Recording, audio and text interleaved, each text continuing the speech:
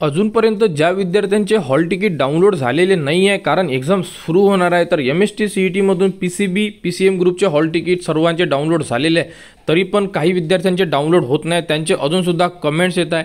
तर सर्वप्रथम ज्या स्टेप सांगतो या स्टेपनी तुम्ही तुमची हॉल तिकीट डाउनलोड करू शकता।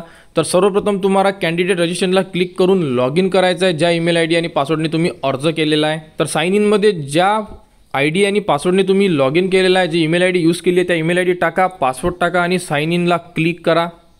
साइन इनला क्लिक केल्यानंतर तुम्ही तुमच्या प्रोफाईलमध्ये इन्सर्ट होणार। इन्सर्ट झाल्यानंतर तुम्हाला सर्वप्रथम हॉल तिकीटचं जे ऑप्शन दिलेलं आहे तिथे तुम्हाला क्लिक करायचं आहे। इथे क्लिक केल्यानंतर तुमच्यासमोर टेक्निकल कोर्समध्ये नो इनरोलमेंट फाउंड येत आहे, म्हणजे तुमचे हॉल तिकीट यामध्ये डिस्प्ले झालेली नाही आहे। तर अशा विद्यार्थ्यांनी काय करायचं ते आपण बघूया। तर सर्वप्रथम तुम्हाला जे रजिस्ट्रेशनचं ऑप्शन दिलेलं आहे इथे क्लिक करायचं आहे। रजिस्ट्रेशनला क्लिक करा। रजिस्ट्रेशनला क्लिक केल्यानंतर इथे बघा तुम्हाला काय सांगता MST CET बद्दल रजिस्ट्रेशन क्लोज, म्हणजे यामध्ये तुमचा अर्ज नाही आहे, यावरती तुम्ही क्लिक करा। क्लिक केल्यानंतर बघा तुम्हाला काय सांगताय, new registration MST CET 2024 has been close. याचा अर्थ असा आहे की तुम्ही या ईमेल ID मधून तुमचा CETचा अर्ज भरलेला नाही आहे। ती ईमेल ID चेक करायची आहे ज्या ईमेल ID वरून तुम्ही अर्ज केलेला आहे, तर त्या ईमेल ID वरून तुम्ही लॉग इन करा, तुम्हाला तुमचे हॉल तिकीट दिसून पडेल। आणि जर ईमेल IDचा पासवर्ड मिळत नसेल तर पासवर्ड तुम्ही फॉरगेट करू शकता आणि फॉरगेट करून तुम्ही तुमची हॉल तिकीट डाउनलोड करू शकता।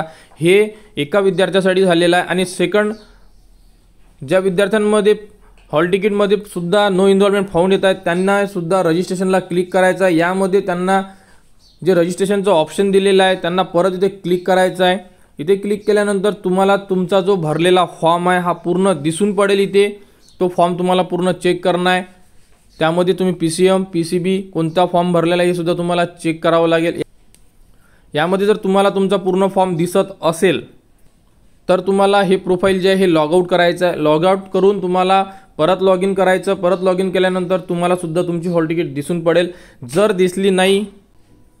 जर हॉल तिकीट दिसली नाही तर फक्त एक काम करा, जे लॉग इन करायचं हे तुम्ही अदर मोबाईलमध्ये लॉग इन करून बघा, म्हणजे घरच्या दुसऱ्या मोबाईलमध्ये लॉग इन करा, तुम्हाला तुमची सुद्धा हॉल तिकीट दिसून पडेल। तरीसुद्धा हॉल तिकीट दिसली नाही तर कस्टमर केअरला फोन करा आणि तिथून जरी हेल्प मिळाली नाही तर आपल्या टेलिग्राम चॅनलला जॉईन करून मेसेज करा, मी सुद्धा तुम्हाला हॉल तिकीट डाउनलोड करून देऊ शकतो। तर अशा अपडेटसाठी आपल्या चॅनलला सबस्क्राईब करा।